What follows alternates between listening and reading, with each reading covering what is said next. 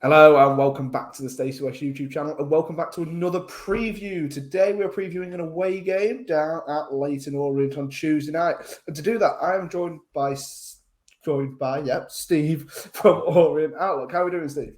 All good. Thank you for having me on your wonderful YouTube podcast. Great watch, and big fan. So thanks for having us on the show.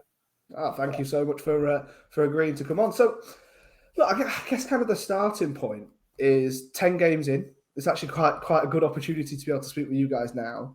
You know, 10 games in. How are you feeling? Sat in 16th place, 11 points. Happy with where you are, or?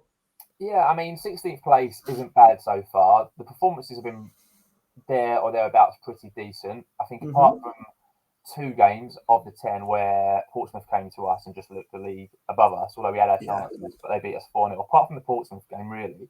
And apart from the Stevenage game, which was like men against boys to a certain extent, apart from that, I wouldn't say we've been massively outclassed or outplayed in any of our games. So, you know, like to be higher than 16th, ultimately. I thought we were coming off the back of a really good season, obviously winning the championship in League 2. But League 1 is a different kettle of fish altogether to League 2. So it's a big, big step up. There's been a lot of turnover at the club. I think we've lost our most 2 influential players from last season in Portsmouth at QPR, and that's Vigouroux, who's at Burnley and shamefully can't even get in their squad for a League Cup game, which is a real shame because he's such a good goalkeeper. But when you look at, again, all the ingoings and outgoings, including Max Sanders, who's obviously come from your last season, 16th, I think Richie Wellens would like to be a little bit higher, but I think ultimately, he'll be happy-ish with where we are. I think, having watched most of the games this season, we know where we need to improve. I think up front is a massive opportunity for us to get the ball in the net more times. We haven't actually scored more than 2 games, I think, in a game more than twice this season. So that's been quite disappointing. I think Joe Pickett came to the club with quite high expectations and hasn't quite delivered yet. So defence is starting to look better. I think it's shaky start from the defence, but they've acclimatised well into League 1. We seem to have learned how to defend better and play better in League 1. It's now just putting the ball in the net when we're on top and making teams get punished when we're playing better. So we'll touch on a few of those kind of players that you've mentioned in a little bit. But one thing I mean, it's really difficult when you're asking this kind of 10 games in because it's very similar to the question I just asked. But one thing I like to have a look at is just obviously your most recent form.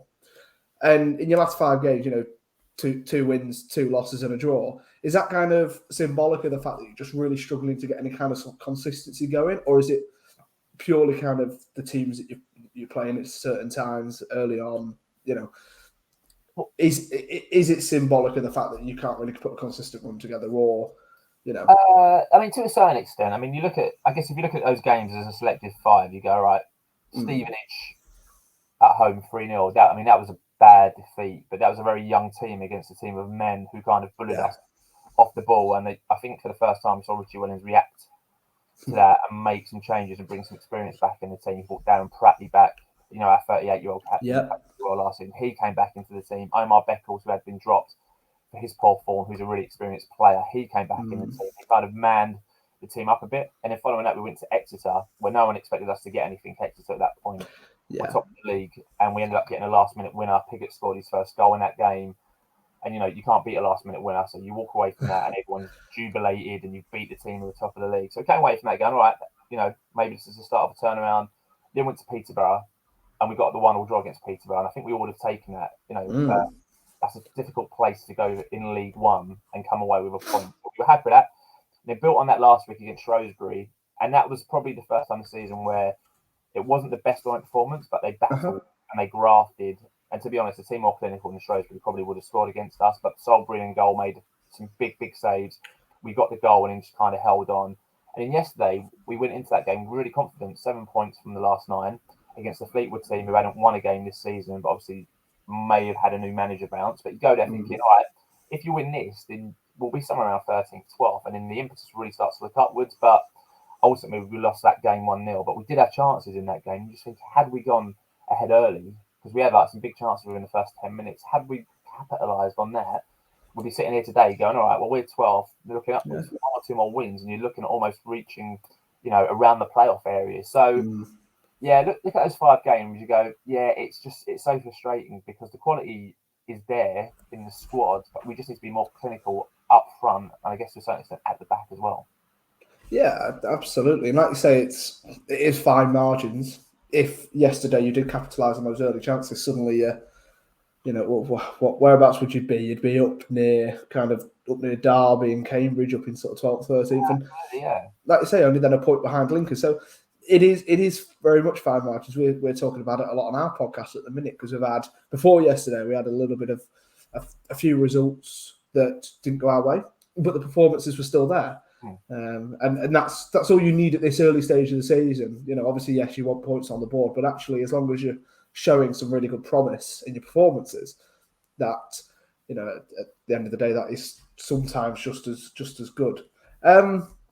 Right, let's pick up on a couple of those players. And so you've mentioned plenty. Now, first one I'd like to pick up on is actually your goalkeeper, Solbrin.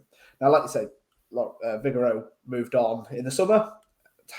I felt it really unfortunate for him moving on to Burnley to then, them sign Trafford for almost 20 million a week after. And it's a really unfortunate situation, that one. But Solbrin, you brought him. He was linked with us quite heavily in the summer. I do believe we were after him at certain points.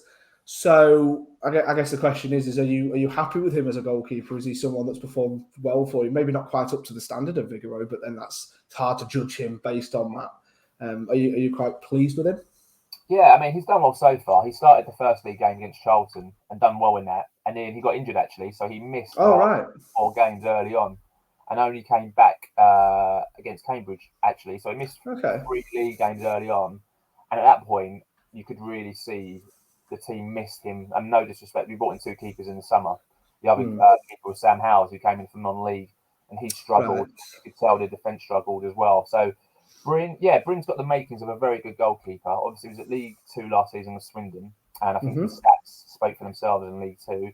This season, he's done all right. You look at the goals we've conceded, and you'd say not many have been down to him, and he's made some big saves. He made a massive save last week early on against Shrewsbury, and pretty much has done what he's needed to do. Distribution's been decent. Claiming the ball in the box has been decent. I mean, Vigouroux, massive shoes to fill, right? It was our keeper for 3.5 years. Yeah. His clean sheet ratio was ridiculous. But I'd say most of those fans will be really happy with Solbrin, who ultimately, I think, in my eyes, will be Borough's first choice in the next 3 to 4 years if he keeps on the trajectory that he's on. I very much echo those exact thoughts in regards to him being Borough's number 1, because it's something that I've very much spoken about myself. When he was linked with us, it seemed like it might be his, if it goes well for him, and obviously he went to you instead, but it would kind of likely be his last League 1 loan before then getting up to the Championship is kind of the feeling that I very much felt. So we'll look at a couple of former imps as well. I guess we'll go sort of backwards chronologically. So we'll start with Max Sanders. Now, he's played a combined 39 minutes in the league for you. Is that injuries? Is that just him not quite being up to scratch for you? What's the kind of situation there? Yeah, he's been injured for the most part. Right. He's back to full fitness now, so I think the last 2 to 3 games he's been back available for selection, but that's coincided with the upturn in fortunes. Yeah. So the last 4 league games, it's been an unchanged starting 11. Now, I think that'll be very different come Tuesday night. Yeah. Today's defeat, and Richie Wellington's post-match kind of alluded to, maybe he should have changed the team up but hadn't wanted to because of the run of form they're in. Yeah. I would expect to see Max maybe on the bench on Tuesday. I don't think he will start, but I think he might get an opportunity. You know what kind of how it works sometimes with these players who play against their former club. They sometimes turn into Ronaldo or Messi for an odd 10 seconds and manage to pull something out of the hat. So, yeah, not the ideal start for Max, I think, to his Orient career. I met him last week, actually. All right. Really nice guy, really down to earth. I think he was, frustrated not to be in the squad, but completely understood why he wasn't in. But hopefully he gets maybe a place on the bench on Tuesday and can kick on. I mean, in all fairness, a player frustrated at not being in the squad is sometimes a great thing, because it shows that he's obviously got that hunger to try and impress Richie Wellens, at you guys. So yeah, it'll be nice to see him play. He kind of had mixed fortunes with us. I felt some fans kind of put him on a pedestal a bit too high, and was he didn't really get a massive run of games under Michael Appleton. But then sort of some fans wanted him to be coming in, week out, and then he got some run of games and didn't necessarily always take the opportunity, but definitely a good player. And then the other one, who didn't necessarily have the greatest time with us, and that's Theo Archibald. Now, he seems to be doing unbelievably well with you guys. Obviously, seemed to have a really good season last season. What's he kind of been like for you guys, especially this season? Oh, we love Theo Archibald. So we had him on a season loan from you guys, and that old saying, never fall in love with a loan player. But like the second game, we all love Theo Archibald. He's been a massive player for us, actually, and he's quite pivotal to Richie's system. So Richie likes a 4-3-3 or 4-5-1 to a certain extent, but he likes two wide men, and he likes to use Theo a lot on his alternate side. He likes to switch him from left to right at places, and I think especially in League Two, he was far too good for League Two when he was running defences. I think League One, he's adjusting as well. His formation has slightly been different, so he's asked to be more of a wing back, I think, in some of the last couple of games. I think he struggled not getting as forward as much, but along with Jordan Graham, him and Theo are our two most creative outlets. And you've got one on the right, one on the left, looking to get away from their fullbacks early and get the ball into the box.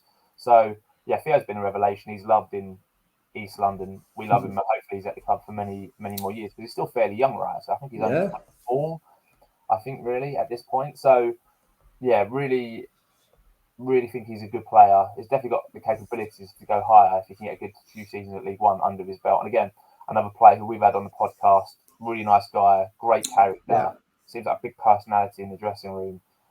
So yeah, long live Theo Valentine Archibald at Leyton Orient. Oh, good. You actually mentioned there Jordan Graham. Now, I had a little look at your squad before we started recording this, because I like to feel I know quite a few League One transfers, but I saw Jordan Graham's name and it genuinely shocked me. I didn't realise that first of all, I didn't realise he'd dropped into League One, and then I realised he'd signed for you guys. As far as I was concerned, he was still at Birmingham. So he was another kind of player.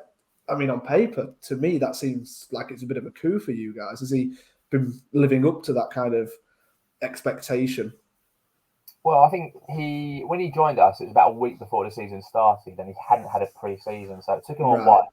So we didn't really see the best of him, or even really see him in the starting lineup until Cambridge, which coincided with that kind of first win of the season. But he's only really played a handful of games for us. But so far, he undoubtedly is probably one of the best crossers of the ball that I've seen at the football club in many a year. So he can be in a tight angle on the right-hand side, and you're thinking, what's he going to do here? And he'll literally put a ball on someone's head in the box. So his distribution has been excellent so far. He's a really good player, and I think he'll only get better as his fitness continues to improve and as he continues to understand the formation that Richie wants to play and build that relationship with the players that he's playing with. But so far, I must admit, I've been very impressed with Jordan Graham. I wasn't for the first kind of part of the season, because in my eyes, if you're a professional footballer, you should be fit and ready to go, regardless or not. So I've been frustrated with him, because again, a bit of a marquee signing for not being fit or in the squad early on.